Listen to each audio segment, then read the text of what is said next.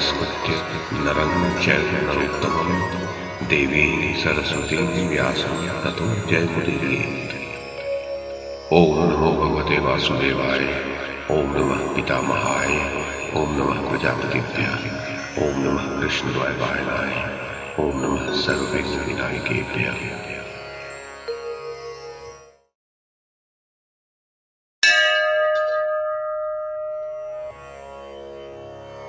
संजय ने कहा, महाराज धृतराष्ट्र, ग्रीष्म ऋतु के अंत में अर्थात वर्ष आरंभ होने पर जैसे मेघ आकाश में सूर्यदेव को ढक लेते हैं, उसी प्रकार पांडवों ने युद्ध भूमि में क्रुद्ध हुए भीष्म को सब ओर से घेर लिया।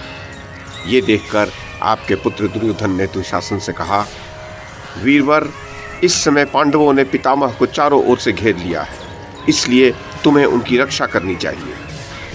महाराज, दुर्योधन का ऐसा आदेश पाकर आपका पुत्र दुशासन अपनी विशाल वाहिनी से भीष्म जी को घेर कर खड़ा हो गया। शकुनी 1,00,000 अश्वारोहियों को लेकर नकुल, सहदेव और राजा युधिष्ठिर को रोकने लगा तथा दुर्योधन ने भी पांडवों को रोकने के लिए 10,000 अश्वारोहियों की एक कुमुक भेजी। तब राजा युधिष्ठिर और नकुल, सहदेव बड़ी शीघ्रता से अश्वारोहियों का वेग रोकने लगे तथा अपने तीखे बाणों से उनके सिर उड़ाने लगे।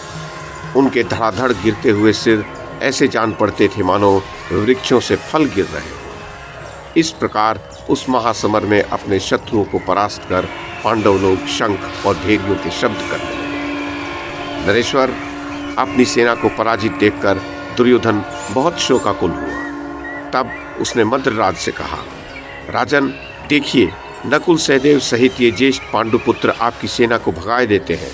आप इन्हें रोकने की कृपा करें। आपके बल और पराक्रम को हर कोई सहन नहीं कर सकता। राजन, दुर्योधन की ये बात सुनकर मद्राज शल्य रथ सेना लेकर राजा युधिष्ठिर के सामने गए। उनकी सारी विशाल वाहिनी एक साथ युधिष्ठिर के ऊपर टूट पड़ी, किंतु धर्मराज ने उस सैन्य प्रवाह को तुरंत रोक दिया और 10 बाण राजा शल्य की छाती में मारे।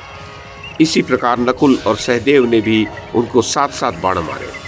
मद्राज ने भी उनमें से प्रत्येक को 3-3 बाण मारे। फिर 60 बाणों से राजा युधिष्ठिर को आहत किया और 2-2 बाण माद्रीपुत्रों पर भी छोड़े।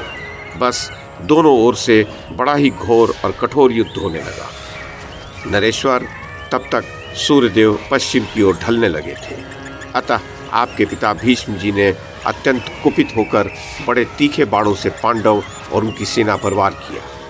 उन्होंने 12 बाणों से भीम को, 9 से सात्विकी को, 3 से नकुल को, 7 से सहदेव को और 12 से राजा युधिष्ठिर के वक्षस्थल को बींधकर बड़ा सिंहनाद किया। तब उत्तर में उन्हें नकुल ने 12, सात्विकी ने 3, धृष्टद्युम्न ने 70, भीमसेन ने 7 और युधिष्ठिर ने 12 बाणों से बींध दिया। उसी समय द्रोणाचार्य ने 5-5 बाणों से सात्विकी और भीमसेन पर चोट की तथा भीम और सात्विकी ने भी उन पर 3-3 बाण छोड़े। उसके पश्चात पांडवों ने पुनः पितामह को घेर लिया, किंतु उनसे घिरकर भी अजय भीष्म वन में लगी हुई अग्नि के समान अपने तेज से शत्रुओं को जलाते रहे। उन्होंने अनेक रथ, गज और अश्वों को मनुष्यहीन कर दिया। उनकी प्रत्यंचा की बिजली की कड़क के समान टंकार सुनकर सब प्राणी कांप उठे और उनके अमोघ बाण चलने लगे। भीष्म जी के धनुष से छूटे हुए बाण योद्धाओं के कवचों में नहीं लगते थे, वे सीधे उनके शरीर को फोड़कर निकल जाते थे। चेदी, काशी और करुष देश के 14 सहस्त्र महारथी जो संग्राम में प्राण देने को तैयार और कभी पीछे पैर नहीं रखने वाले थे, भीष्म जी के सामने आकर अपने गज, अश्व और रथों सहित नष्ट होकर परलोक चले गए। प्रजानाथ, अब पांडवों की सेना इस भीषण मारकाट से आर्तनाद करती भागने लगी। ये देखकर श्री कृष्ण ने अपना रथ रोककर अर्जुन से कहा, कुंती नंदन, तुम जिसकी प्रतीक्षा में थे वो समय अब आ गया है। इस समय यदि तुम मोहग्रस्त नहीं हो तो भीष्म जी पर वार करो। तुमने विराट नगर में राजाओं के एकत्रित होने पर संजय के सामने जो कहा था कि मुझसे संग्राम भूमि में भीष्म, द्रोण आदि जो भी धृतराष्ट्र के सैनिक युद्ध करेंगे उन सभी को मैं उनके अनुयायियों सहित मार डालूंगा, उस बात को अब सत्य करके दिखा दो। तुम छात्र धर्म का विचार करके बेखटके युद्ध करो। महाराज, इस पर अर्जुन ने कुछ बेमन से कहा, अच्छा जिधर भीष्म जी हैं उधर अश्वों को हाँक दीजिए।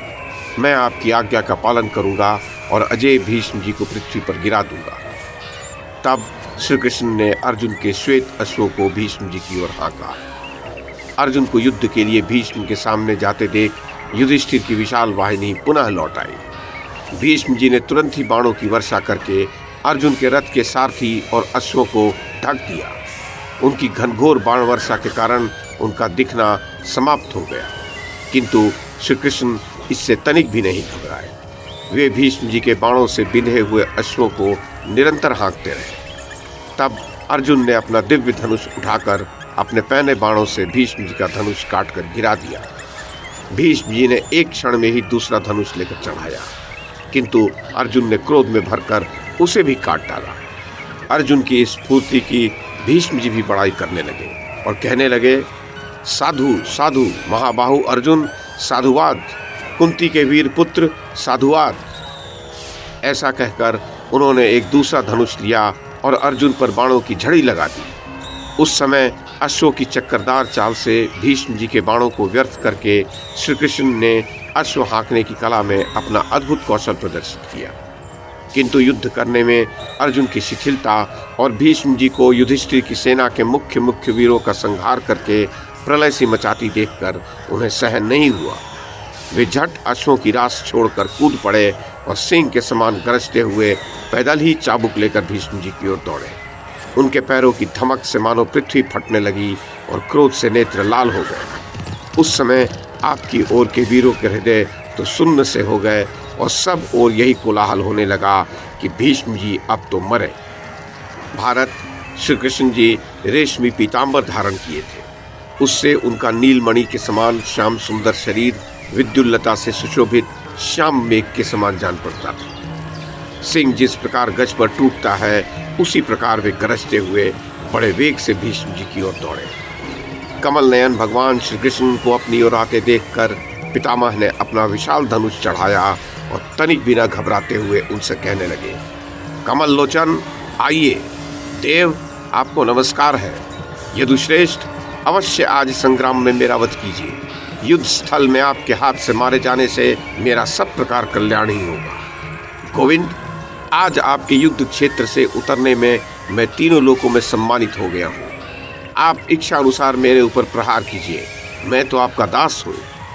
महाराज, उसी समय अर्जुन ने पीछे से जाकर भगवान को अपनी भुजाओं में भर लिया, किंतु इस पर भी श्री कृष्ण अर्जुन को घसीटते हुए बड़ी शीघ्रता से आगे ही बढ़े चले गए। तब अर्जुन ने जैसे तैसे उन्हें 10वें डेग पर रोककर दोनों चरण पकड़ लिए और बड़े प्रेम से दीनतापूर्वक कहा, महाबाहो लौटिए। आप जो पहले कह चुके हैं कि मैं युद्ध नहीं करूंगा, उसे मिथ्या न कीजिए। यदि आप ऐसा करेंगे तो लोग आपको मिथ्यावादी कहेंगे। ये सारा भार मेरे ही ऊपर रहने दीजिए। मैं पितामह का वध करूंगा। ये बात मैं शस्त्र की, सत्य की और पुण्य की शपथ खाकर कहता हूँ। महाराज, अर्जुन की बात सुनकर श्री कृष्ण कुछ भी न कहकर क्रोध में भरे हुए ही रथ पर जाकर बैठ गए। शांतनु नंदन भीष्म जी पुनः उन दोनों पुरुष श्रेष्ठों पर बाण वर्षा करने लगे। उन्होंने पुनः अन्यान्य योद्धाओं के प्राण लेने आरंभ कर दिए। पहले जिस प्रकार कौरवों की सेना भाग रही थी, उसी प्रकार अब आपके पितृव्य भीष्म जी ने पांडवों के दल में भगदड़ मचा दी। उस समय पांडव पक्ष के वीर सैकड़ों और सहस्रों की संख्या में मारे जा रहे थे। वे ऐसे निरुत्साह हो गए थे कि मध्यकालीन सूर्य के समान तेजस्वी भीष्म जी की ओर ताक भी नहीं सकते थे। पांडव लोग भौचक्के से होकर भीष्म जी का वह अमानवीय पराक्रम देखने लगे। उस समय दलदल में फंसी हुई गाय के समान भागती हुई पांडव सेना को अपना कोई भी रक्षक दिखाई नहीं देता था। इस प्रकार बलवान भीष्म जी पांडवों के बलहीन वीरों को चींटी की तरह मसल रहे थे। उसी समय भगवान सूर्य अस्त होने लगे। इसीलिए दिन भर के युद्ध से थकी हुई सेनाओं का मन युद्ध बंद करने का हो गया। अंबिकानंदन, दोनों सेनाओं में अभी युद्ध हो ही रहा था कि सूर्यदेव अस्ताचल पर जा पहुंचे। संध्या के समय युद्ध बंद हो गया।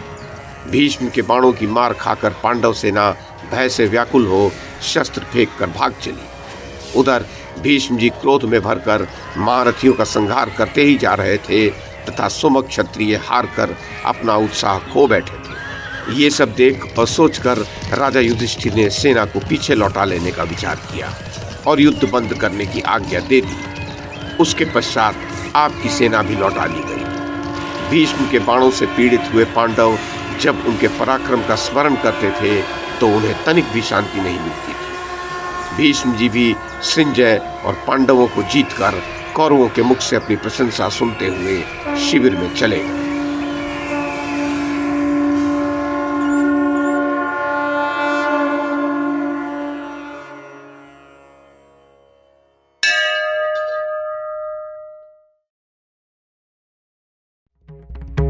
YouTube के माध्यम से महाभारत की कथा को एक श्रृंखला के रूप में प्रस्तुत करने का हमारा ये प्रयास यदि आपको सराहनीय लगा हो तो कृपया इस कड़ी को लाइक और शेयर करें, चैनल को सब्सक्राइब करें और बेल आइकन को दबाएं। साथ में अन्य लोगों को भी देखने के लिए प्रेरित करें।